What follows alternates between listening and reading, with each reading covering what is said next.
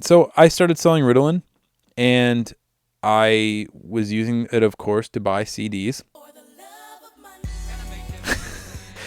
See, I had a Discman. I'd ride my bike around, play my Discman. Shoot. That's how I do. Really was into like Tupac back then, like Me Against the World, and All Eyes on Me. That was my thing. Not that that matters. Not prideful at all. I think that I bought All Eyes on Me. I remember buying that with Ritalin money, like from a friend. Here's what happens. Mm-hmm. I wasn't the only one. A couple of my other close friends in junior high. Are you okay? Yeah. Are you out? No, my head hurts. Okay. Sorry. I guess I'll know if you fall asleep because you'll drop the mic. Yeah, no, I'm listening. Okay. I'm So- resting my so- eyes. It hurts. Right. So a few of my friends, Mm-hmm. a couple of my friends took the same drug, took Ritalin, and they were Okay. doing. They'd taken a cue from me. Oh, do the same thing. Shoot, So Sam led the pack. we had this little gang going on, Shoot. Regulators. We regulate any stealing of his property. and You were sugar daddy, weren't you? we were stupid, but of course we got caught. Oh. But check this out. This is like so embarrassing. Like Mm-hmm. this is, even though I thought I was such a hard kid, I thought I was pretty rough around the edges. Mm-hmm. Again, it's the man with the master plan. They call him Sam, and I think you better recognize. When I would go take my Ritalin during the daytime, Mm-hmm. my nurse, I would basically skip out the pill. I'd pretend to put it in my mouth, or I Yep. would put it in my mouth and not swallow it and then sell it. So somebody got my pill. Yeah, but they don't care. She caught wind that something was going on. Uh-oh. Yeah. So even though I was kind of a punk, I was super nice to people of authority, and didn't make them think I was. You knew the boundaries. Yeah, I guess that's kind of manipulative, right?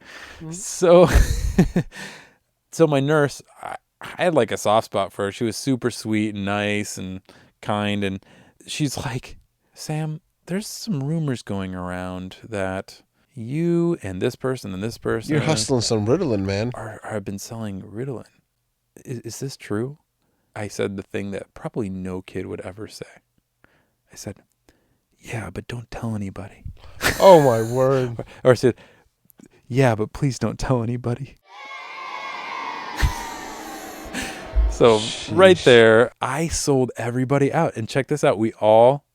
Everybody involved, I think there were probably like 5 of us.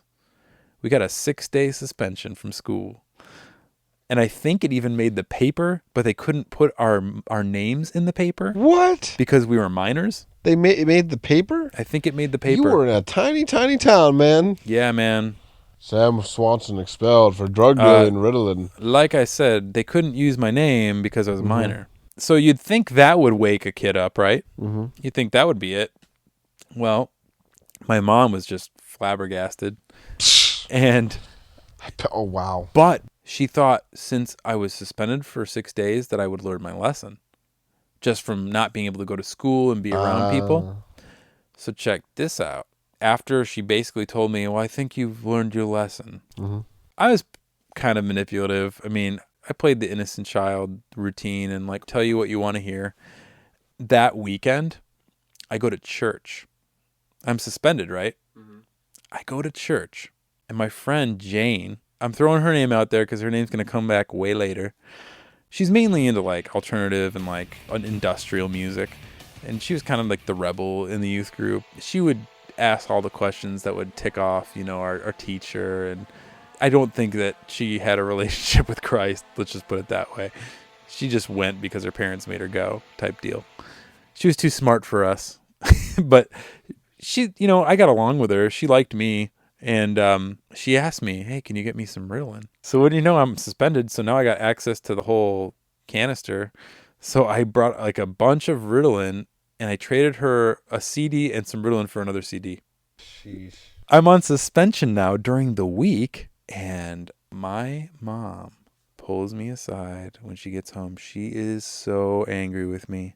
Uh-oh. I don't know how it happened. How did I get caught? I did that at church. Yeah. So anyway, my mom, Coven you. basically, here's what happened. Jane is in class. She's passing a note to a friend. The teacher sees that they're passing notes, of course, which is not okay during class. in the note, she talks about Sam Swanson got me Ritalin this weekend. So the whole story's right there in her own writing. Wow. If you've ever seen my mom angry, Dan, or upset, that was Get one out of the way. That was one of the. Whew. She cut all my hair off. I had kind of like longish hair at the time, not long, but like it was like a, I don't know, 90s skater cut. But I was growing it out. She chopped it off, dude.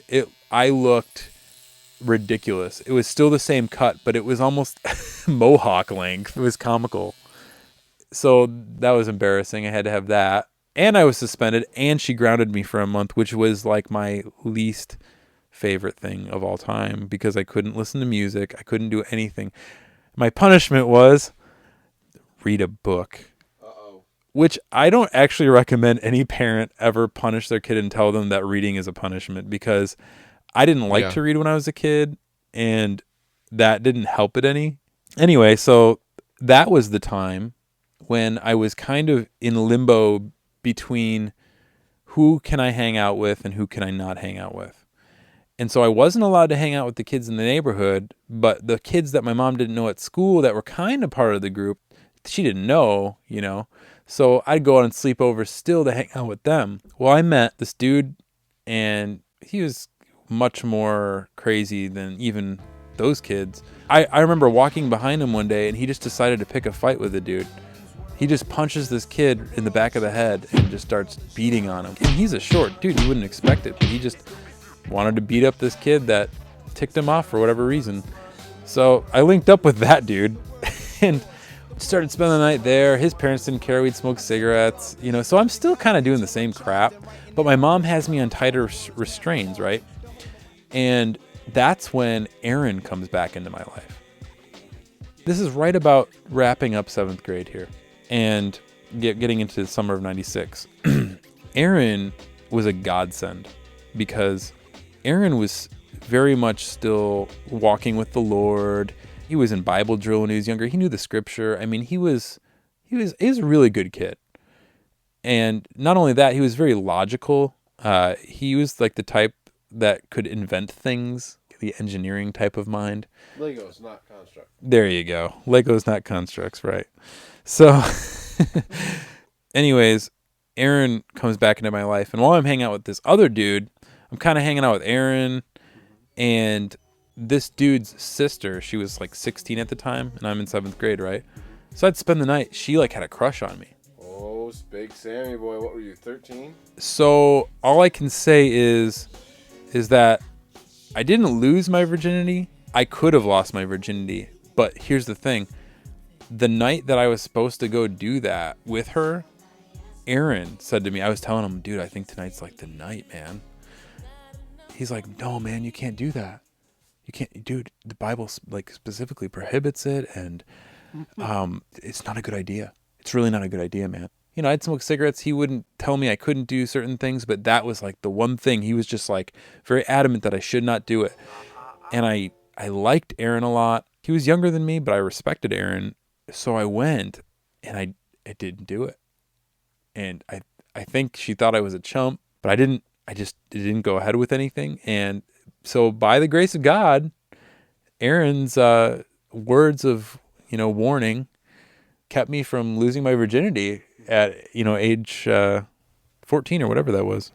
Wow. I just got to say, a 14-year-old gets a 16-year-old girl? That never happens, man. Well, anyway. Not that I'm encouraging that stuff. But no, go ahead. Sorry. So on that note, the next year in 8th grade, not necessarily my friend, but a neighborhood kid did get a girl pregnant that was in our grade. Both of them were in my grade. And right when she graduated 8th grade, like the month after, they had a baby.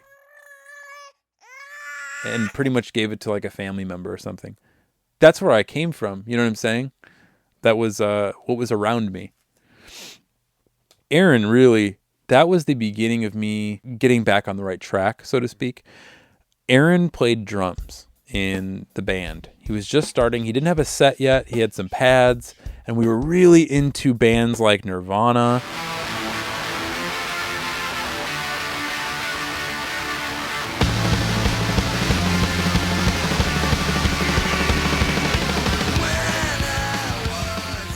Smashing Pumpkins.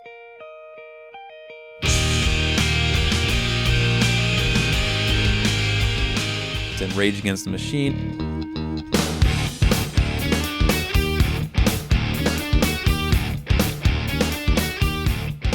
And Red Hot Chili Peppers. I can make it this up here, have no fear. I like pleasure spiked with pain, and music is my aeroplane. It's my aeroplane. And all that kind of stuff, that type of music. And so we were like, dude, we're going to form a band. And my dad taught me a couple of chords on the guitar. So 8th grade was essentially spent for me, and Aaron was a year younger than me, so he's 7th, was just learning how to play different chords. And we did a lip sync contest to like Nirvana's Aneurysm. And then we did a talent show at the end of the year of 8th grade. We did our own song, which was like probably the worst song ever written. And we did a Nirvana song. So that was like the beginning of concentrating on something else. Like music became not only just something that I listened to, but now I was trying to figure out how it all worked. And it became a passion in a way that actually kept me out of trouble. So it actually became a really good thing in some ways. As I exit junior high, my acquaintances in school were starting bands as well. But these were punk bands. And they were actually playing shows. And my band was like nothing. I mean, we didn't even have more than a song. You know, I was still trying to hone in on my craft. Just to give everybody an idea who knows this era, this was the punk and ska era. So we're going from like alternative, everybody was in alternative music, to getting into more like underground bands.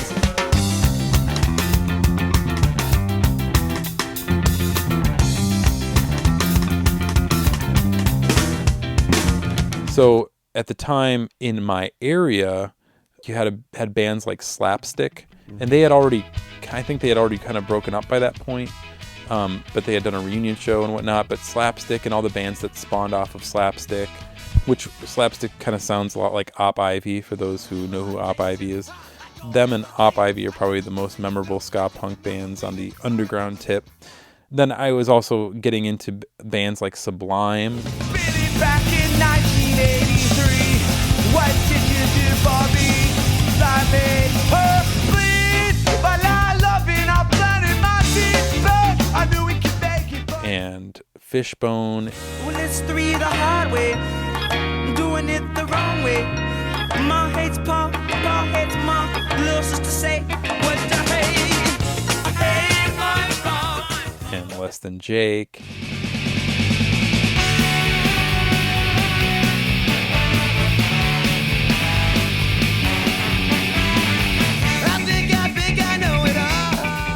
So now I'm applying what I've learned thus far from like the post-grunge era to a punk and ska thing, and kind of starting to do my own thing. And at that same time, this is now going into my freshman year of high school, my friend Keith at church, he was an older gentleman. He was on the worship team, played guitar and sang with my parents. He had a 4-track.